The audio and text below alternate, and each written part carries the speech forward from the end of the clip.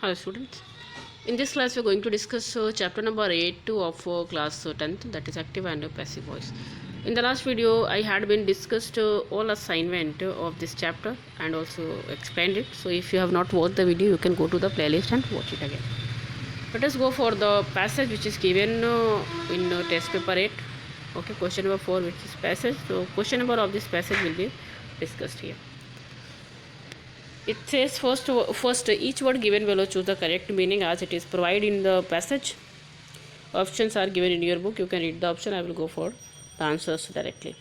So first word which is given on page number 17, that is rustle. Okay, which makes make noise. Answer is make noise, which is option number C. Number 2 is given glimmered, which is given in line number 19. इसका option B है. आप option B check करिएगा, that is given in flashed. ठीक है, flashed. Question number 3 which is given on page number line number 20, that is what intercept. Intercept इसका जो है वो ऑप्शन ए है, इट मीन्स स्टॉप. ठीक है, तो सी बी और ये ऑप्शन आपका है, आप इसको लिखिए. नेक्स्ट पढ़ेंगे question number next. Answer the following questions briefly in your own words. First is how can you conclude from the passage that the lady had motherly feelings for David. जब भी आप ये पैसेज पढ़ेंगे तो आपको ये बताना है कि कैसे आपको लगता है कि वो जो लेडी है वो उसके पास वो एक फील करती है मदरली फीलिंग्स को. किसके लिए? डेविड के लिए. तो the lady had motherly feelings because she took care not to disturb David by rustle of her gown. देखिए रसल आ गया वर्ड. ठीक है, rustle of her gown. She twisted a branch aside to intercept. देखिए यहाँ पे intercept भी आ गया. The sunbeam falling on him. Finally she asked her husband whether she could wake him. तो ये केयर जो है ना वो आप पैसेज में देख सकते हैं. और on the basis of this care we can say that the lady had motherly feeling for David. Okay. Question number B. What made David as well as the old couple take shelter beneath the tree? So David sought shelter under the tree because he was tired and wanted to wait for the stagwatch. The old couple's carriage needed to replace a wheel, so they sought shelter under the tree. तो ये दो problem थी. ठीक है, why was the lady interested in David? क्यों उसको interest था David में? ठीक है, ये क्वेश्चन पूछ रहा है. The lady was interested in David because he resembles her son was dead. वो उसके बच्चे जैसा दिखता था जो ऑलरेडी मर चुका है. And she wanted to take him with her. और इसी वजह से वो उसको अपने साथ रखना चाहती है.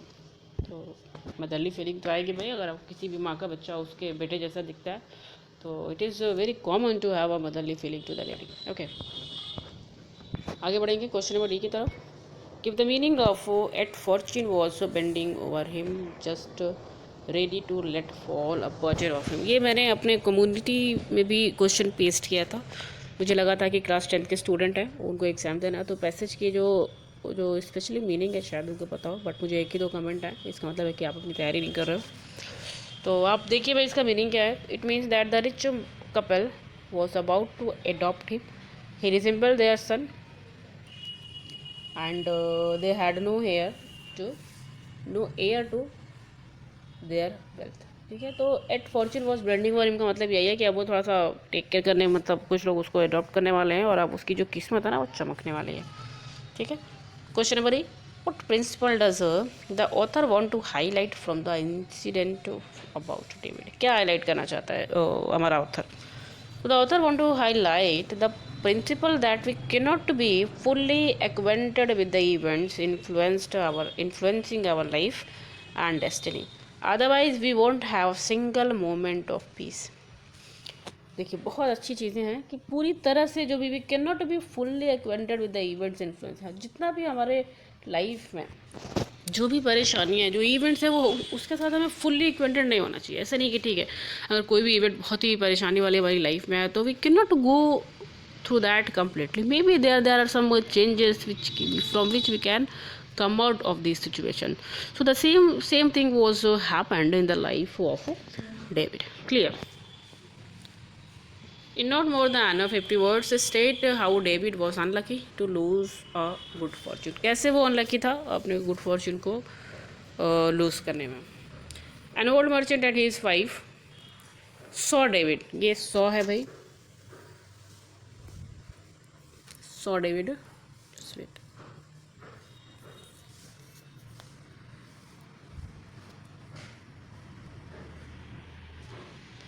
ठीक है. Saw David. She sleeping. He resembled the lady instated on her husband with them. But the merchant did not show anything about the boy. David is in deep sleep, was unaware of his lost fortune. ठीक है.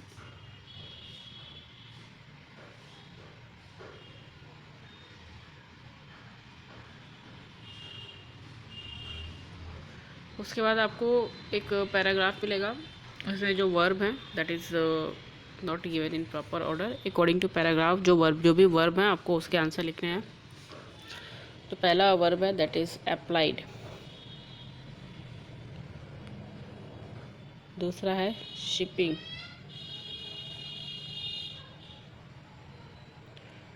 Third is could.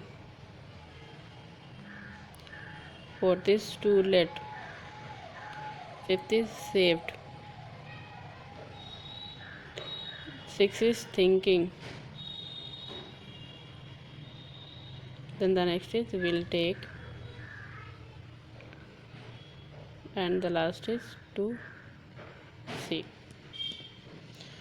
आगे बढ़ते हैं. Fill in the blanks with the appropriate words given in. Not given, you have to fill by your own. So the burglar broke down under questioning. Answer is down. How did such a situation come dash? So come about. Come. The sports day went dash well this year. Went off. The company has taken dash a number of small firms over. The lightning flashed dash the sky in the sky. The soldiers had the fort dash all attack against.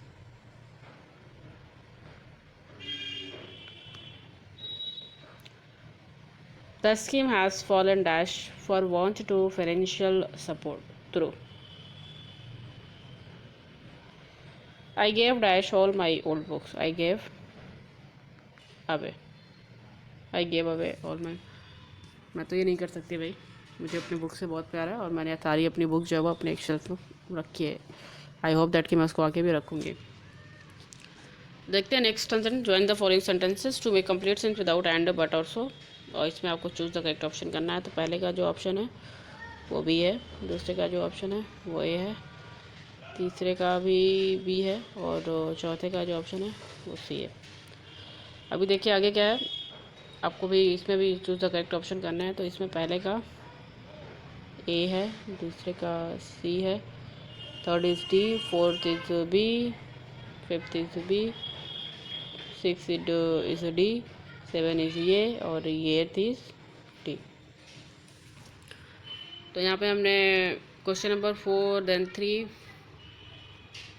Then 2 और then 1, 5 के 1 to 4 question हमने किए. और फिर आपके it not more than that is question number 3 that we have also done and 1 to A to E from the passage also we completed. और अब next class में चैप्टर नंबर 9 के साथ मैं मिलूँगी आपसे. तो जब तक के लिए student, thank you so much.